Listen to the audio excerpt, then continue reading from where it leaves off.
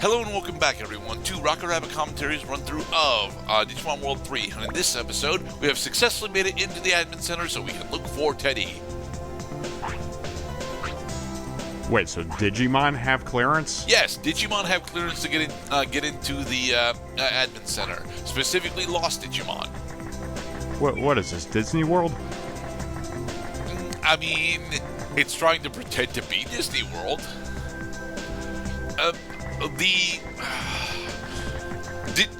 Digimon Online, at least in theory, is supposed to be, more along the lines of a theme park MMO, more akin to World of Warcraft than it is supposed to be an exploration of the harsh realities of the digital world, as Digimon World 1 and technically 2 were.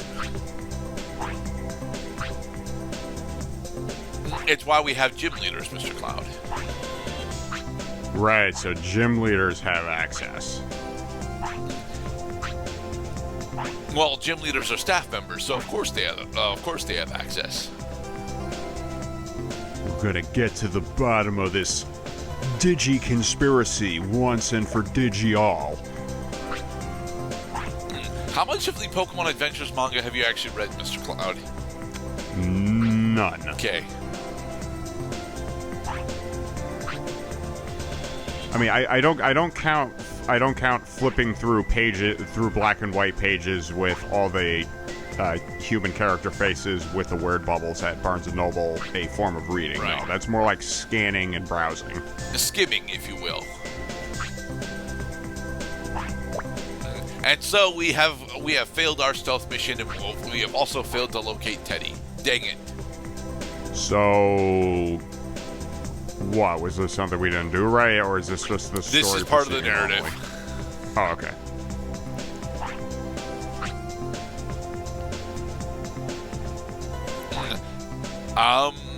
That's not what we heard, Miss Game Master. I am the Game Master. I am going to hide myself behind my board now.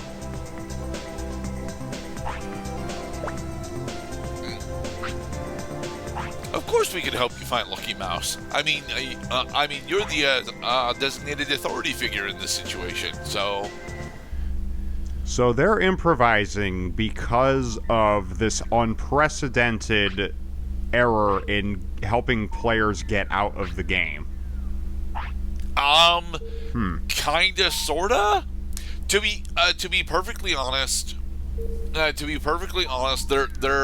are several major plot twists involved with Game Master and her staff.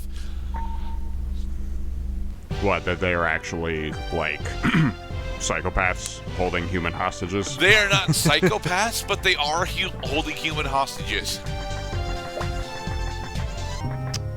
Anyway, the plot thickens. So we've done because we've already shown off how to get to a Suzaku City from Asuka normally. We did a massive jump cut, leaving from Asuka Bridge in order to go over here because Thank you. We need to figure out a way to get over to West Sector, and West Sector is specifically across the ocean. If you talk to Kale and a bunch of the other tamers floating around Asuka and Suzaku, they will tell you specifically that you need Samarimon in order to actually cross the ocean. What they will fail to tell you, kind of specifically, is how you're supposed to actually figure out how to get Samarimon. So you need to talk to, if you're doing this blind, you end up talking to virtually every single NPC in between Suzaku and Asuka twice in order to try and figure out what you need to do. Let us simplify this. I'm not confused, guys. The Metal Garurumon chick in Phoenix Bay specifically tells you that she saw the crest of reliability on a shrine in Bioswamp. We've not yet been to Bioswamp, so that's where we're going to now.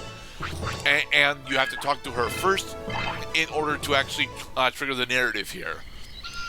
Yes, she is a required consult for this main quest.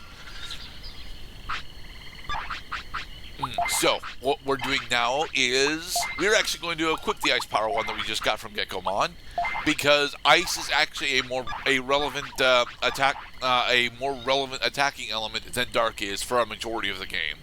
The best attacking element in the game is either water or lightning. At the end of the game, but for a majority of the game, it's supposedly actually metal. Yet I really can't agree with that, to be perfectly honest, because a good portion of the important fights specifically are metal element Digimon. So why the fuck would metal power be relevant against them? I don't know. I'm sorry. I was distracted by. Was that a plot important item that was hidden inside a blind spot behind that shack? Oh, it wasn't a plot important item. It was a plot important state, Mr. Cloud. Now you have to go over to Sepicmon in order to have him tell you, hey, my friend Barramon, who's over in East/Central Sector, has the ability to make bombs. Where is he? Well, Kale tells you that Barramon is actually in Protocol Ruins. So we go over to Barramon, and if you have the TNT ball from farming on Triceramon earlier, he will make a TNT chip for you, so that you can leave Protocol Ruins and attempt to. We're gonna blow this thing wide open. Yes, we have to travel all the way back to Bio Swamp. This is why this game is so notorious for its long sequences of backtracking. Literally every single narrative from this point on is going to involve some level of extensive backtracking. And it's why we jump cut past all of it. Okay, now this. We don't have to go to the reliability spot. Yes, right? we do. We need this key item. This is bullcrap. Yeah, this is 100% bullcrap. The player should not be required for the purpose of finishing the game to go into blind spot areas as though it was obvious. Now, to be honest, Mr. Cloud, this blind spot area is not as blind spot as it looks, because you get the hint specifically that the Shrine of Reliability is in Bioswamp from an NPC in Phoenix Bay. I'm not entirely sure how you're supposed to find that hint blind. I know that I did it as a child, but I'm not entirely certain if it was actually all that well mapped out. Okay, so you might be. It is true. You might be curious. Why does the game let you go to a place? Surely there is a point, and this is not. I'll concede that this is not the first time in Digimon World 3 that we found an object or an item that was in some way concealed by the graphics. Now, the question finally is, did they give you enough hints to suggest that you have to so thoroughly look through the swamp in order to find that? Yes, actually. They did. Well, I guess that's just me getting turned off by the game then. A bit, yeah. Okay, so now that we have successfully acquired the Digi-Egg of Reliability, now we can successfully go across the sea in order to to fully progress the narrative. Yeah, we jump past a major fetch quest by cutting out all the backtracking, and it was effectively 2 minutes of dialogue with all the backtracking cut out. Also, we cut past a bunch of off-screen grinding as well, because at this point, well, you're not supposed to start going in the West Sector until your Digimon are somewhere between level 20 and 25. And I know that sounds like it's a major jump in experience points for us on a solo run, because Kumamon was only level 13 when we actually took down Suzaku Leader. The quest for Samarimon and the quest for the Agumon suits are supposed to take you from about level 15 up to level 20. They will never successfully do that because the Agumon Suits quest happens entirely in Asuka City, and the Samarimon quest happens for the most part going through East Sector fucking Ken. So this is a point where you very specifically end up almost always having to do some amount of off-screen grinding, and I'm okay with the off-screen grinding that we had to do, but I'm not okay with the reason why. The reason why we have to do a bunch of this grinding off-screen is because there is a massive difficulty jump in between what South Sector is and what West Sector is.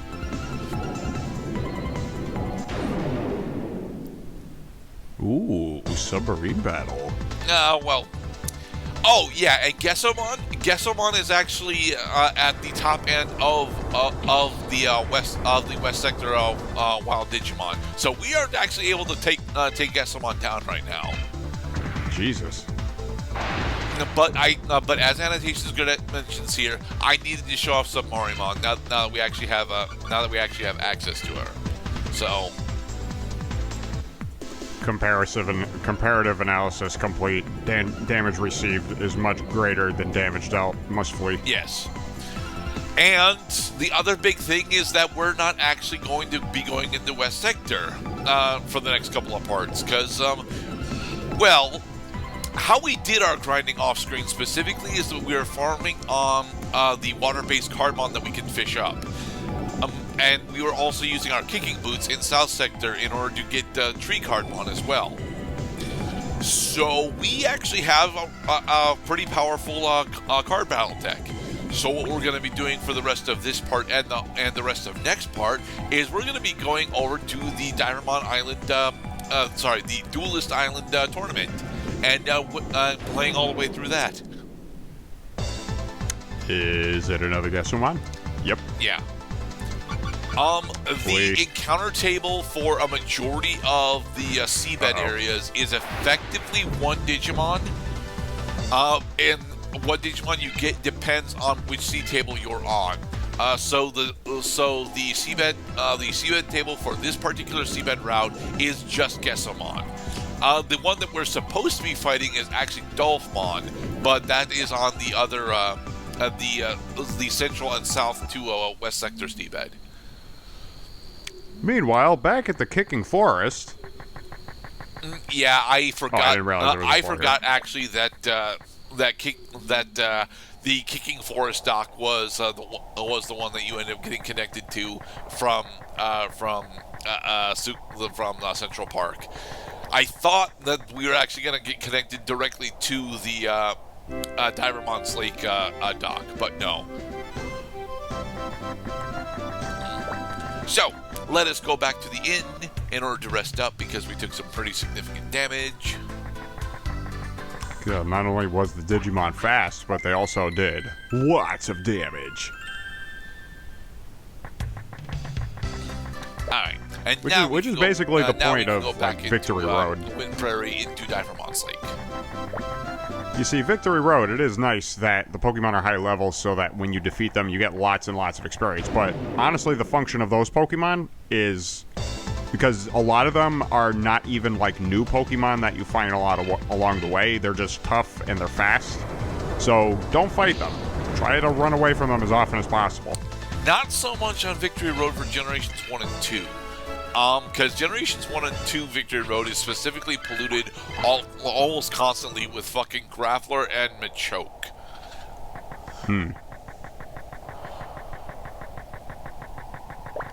Like, the only fast Pokemon I can ever remember being on Victory Road is Golbat, and even then I don't recall encountering Golbat all that often.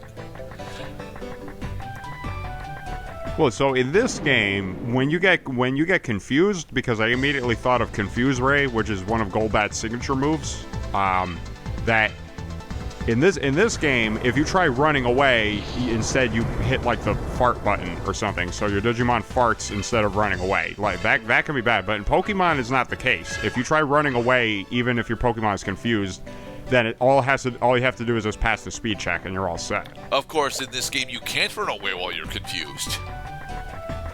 What do you mean you can't? You can't. You're It disables run. Not really. only does it disable run, it disables all other actions aside from normal attack. Huh. Half of So you half can't of, heal, half of the you buttons can't are normal digivolve. attack. The other half of the buttons waste your turn.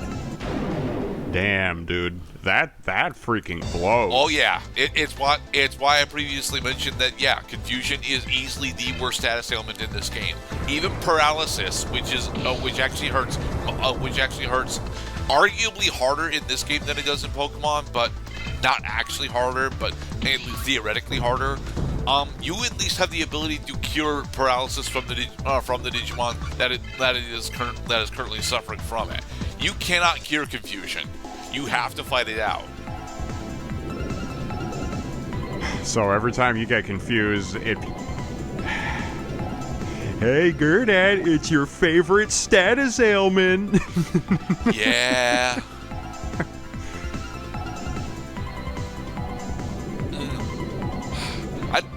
I'm not even entirely sure how bad sleep is in comparison to Pokemon, because you can clear sleep in this game too. So anyway, we're actually going to be starting up the Dual Island tournament in the next part as we make it into Dual Island. At the end of this one. Be safe, everybody.